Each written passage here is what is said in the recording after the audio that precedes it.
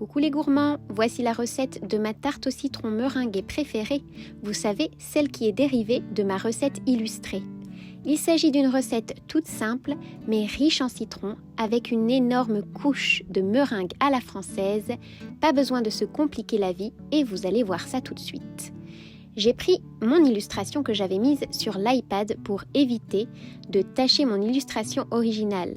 Et voici ce dont nous allons avoir besoin. Pour la pâte sablée, nous allons avoir besoin de 250 g de farine et d'une pincée de sel, de 2 jaunes d'œufs, de 70 g de sucre et de 125 g de beurre doux en morceaux ainsi que de 50 ml d'eau froide. Nous allons verser tous les ingrédients dans le bol du robot, puis nous allons les pétrir ensemble pour réaliser notre pâte sablée.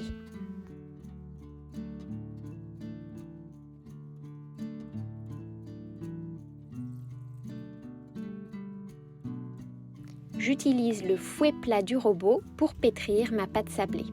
Et maintenant, c'est tout simple. Nous allons mettre notre robot en marche jusqu'à ce que la pâte soit homogène, c'est-à-dire environ 2 minutes. Il faut qu'elle se décolle des bords du bol. Vous allez voir ça tout de suite.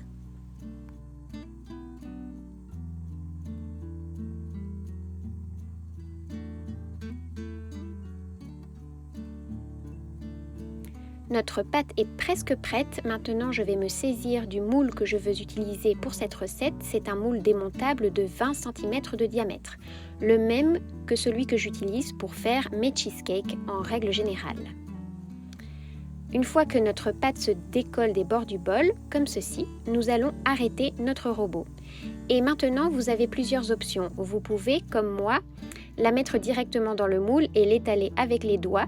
Mais je dirais que c'est à la manière de mamie, c'est-à-dire que ce n'est pas très pro. Si vous préférez, vous pouvez l'étaler entre 2 feuilles de papier sulfurisé à l'aide d'un rouleau à pâtisserie et vous obtenez une pâte plus fine que vous mettrez au frais et lorsqu'elle aura durci, vous pourrez l'étaler plus facilement dans le moule. Mais si comme moi vous êtes pressé, je suis souvent pressée, vous faites comme je vous le montre ici sur la vidéo. C'est pas compliqué. Et ce n'est pas grave, on se salit un peu les doigts, mais ce n'est pas la fin du monde.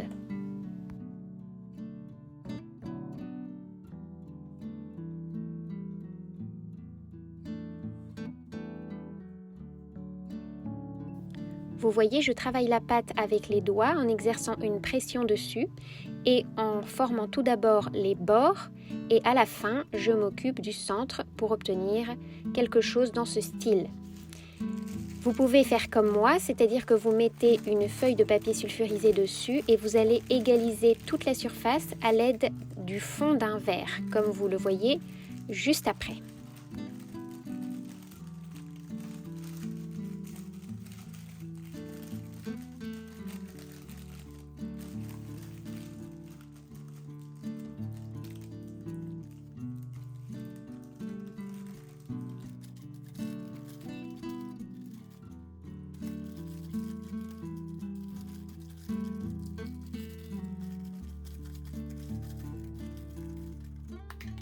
Nous allons faire cuire à blanc notre pâte et préalablement nous la remplissons avec des petites billes de cuisson, comme celles-ci qui sont en céramique. Et pendant ce temps, nous allons nous occuper de la crème au citron. Pour la crème au citron, il nous faudra 4 citrons moyens, environ 2 cuillères à soupe de maïzena, 150 g de sucre et le zeste de 2 citrons. Ensuite, nous allons également utiliser 2 œufs et un jaune. Donc moi j'ai utilisé, plutôt que de la maïzena, j'ai utilisé la fécule de maïs aromatisée à la vanille de la marque Coro. Donc ça m'a permis d'avoir des petits grains de vanille que vous verrez dans la vidéo. Ne vous inquiétez pas, ce n'est pas le téflon de ma casserole qui se désagrège, c'est bien les petites graines de vanille qui sont naturelles et qui sont dans cette poudre que j'utilise. Mais de la maïzena toute simple, ça sera parfait aussi. À l'aide de mon zesteur microplane, je zeste donc mes 2 citrons. Si vous n'aimez pas trop l'acidité, vous pouvez tout simplement mettre le zeste juste d'un citron, ce sera suffisant. Et si vous aimez les desserts acides comme nous, vous mettez le zeste de 2 citrons.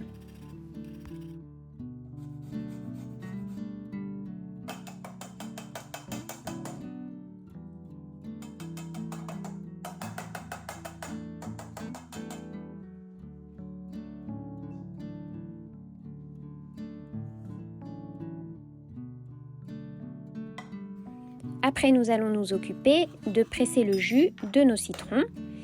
Et c'est comme vous voulez, vous pouvez mettre le jus de 4 citrons, vous pouvez aussi en mettre un petit peu moins et ajouter un petit peu d'eau si vous n'aimez pas trop l'acidité.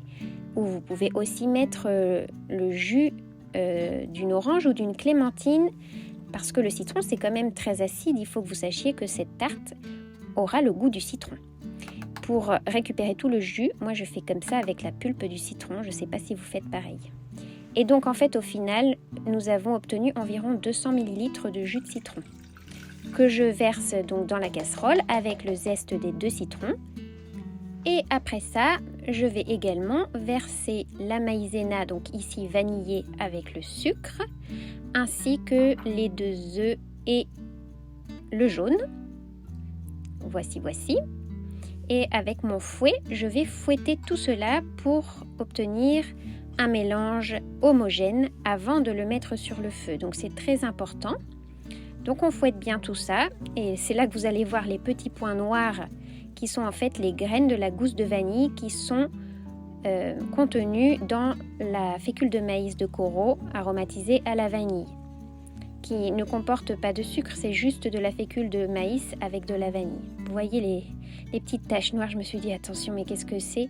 Et puis après quand je les ai prises dans mes doigts, je me suis rendu compte que c'était la vanille et j'ai dit ah oui mais c'est vrai.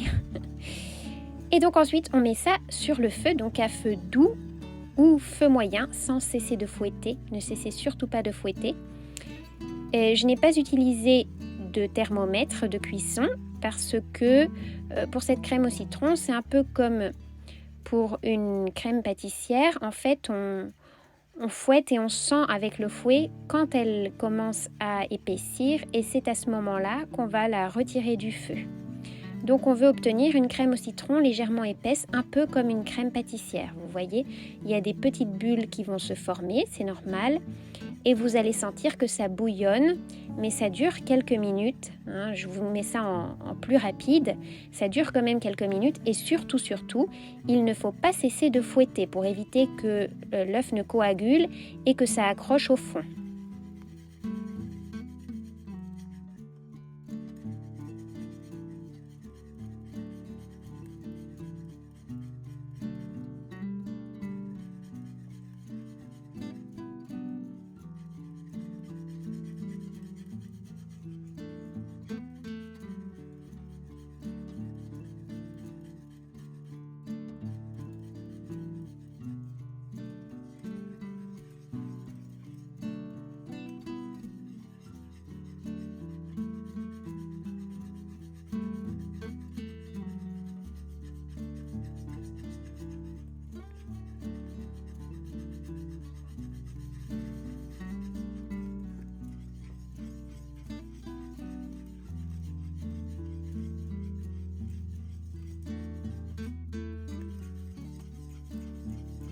Là, vous allez voir, vous voyez, ça commence à épaissir et là, c'est bon. On va pouvoir retirer la casserole du feu.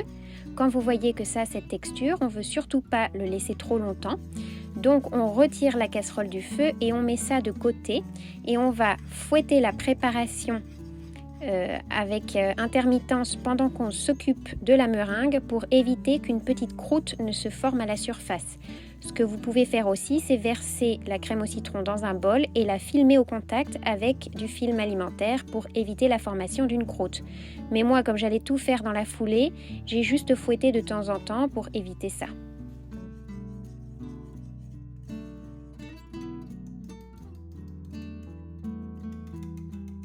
Maintenant, on va s'occuper de la meringue. Et ici, il s'agit d'une meringue à la française, c'est-à-dire d'une meringue qui est réalisée tout simplement dans un mixeur avec un fouet électrique, avec des blancs d'œufs et du sucre, le même poids que les blancs en sucre. Moi, j'ai pesé mes blancs pour vous aider. Il s'agissait de 100 g de blancs, qui sont les blancs des œufs que nous avons utilisés pour la pâte et la crème au citron. Ici, c'est un cercle vertueux, on ne jette aucun œuf et on n'a pas de reste de blanc d'œuf ni de jaune d'œuf. Et donc, c'était 100 g de blanc d'œuf et j'ai donc mis 100 g de sucre que j'ajoute au fur et à mesure. Lorsque les blancs ont commencé à mousser, je rajoute le sucre en plusieurs fois, comme vous le voyez ici, pour créer une meringue bien ferme.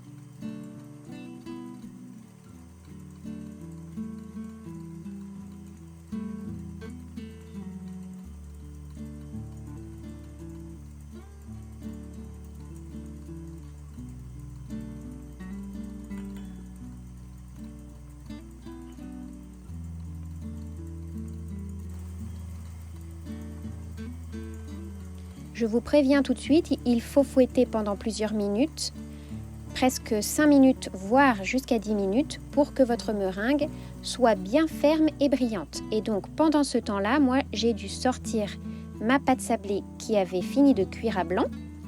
Et donc j'ai retiré tout doucement mes petites billes de céramique ainsi que le papier de cuisson. Ensuite, je les ai rincées parce qu'elles avaient pris un peu de beurre de la pâte. Mais bon, c'est pas obligatoire, de toute façon, elles ne toucheront pas d'autres aliments plus tard. Je les mets toujours sur du papier sulfurisé. Et là, vous voyez notre meringue qui commence à être bien. Elle a une belle brillance et elle est bien ferme. Donc, pendant qu'elle continue à se faire, moi, je verse ma crème au citron sur le fond pré-cuit. Si vous avez du temps, vous pouvez bien évidemment faire tout ça sur plusieurs jours, c'est-à-dire pré-cuire la pâte, la laisser refroidir, faire la crème au citron la veille et la conserver au réfrigérateur bien filmée au contact. Vous voyez, vous n'êtes pas obligé de tout faire le même jour. D'ailleurs, les blancs d'œufs se conservent très bien dans un récipient au frigo et la meringue se fera encore plus facilement si les blancs d'œufs ont un jour d'âge. Une fois que nous avons bien lissé la surface de notre crème au citron, vous voyez, notre meringue est parfaite, elle a cette consistance. Nous allons ou bien la pocher si vous avez du courage, ou bien la verser comme moi ici, à la manière de mamie, sur notre crème au citron. Et nous allons la disposer à l'aide de notre cuillère et bien l'étaler, faire des petites décos comme vous allez le voir juste après, avant de la faire sécher au four. Donc il faut que notre four redescende à 150 degrés. Et là, nous allons faire sécher notre meringue pendant 10 minutes à 150 degrés. Si vous ne voulez pas le faire, ce n'est pas indispensable. Assurez-vous juste que vous pouvez manger des œufs crus, comme si vous mangiez un tiramisu ou bien une mousse au chocolat, parce que la meringue n'est pas cuite. Mais vous pouvez la dorer au chalumeau pour lui donner un aspect un petit peu plus joli.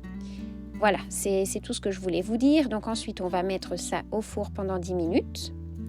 Moi, dans mon cas, donc, je la fais dorer au four. Elle ne dore pas beaucoup, hein. Elle se durcit juste un petit peu. Vous allez voir, la surface n'est plus collante.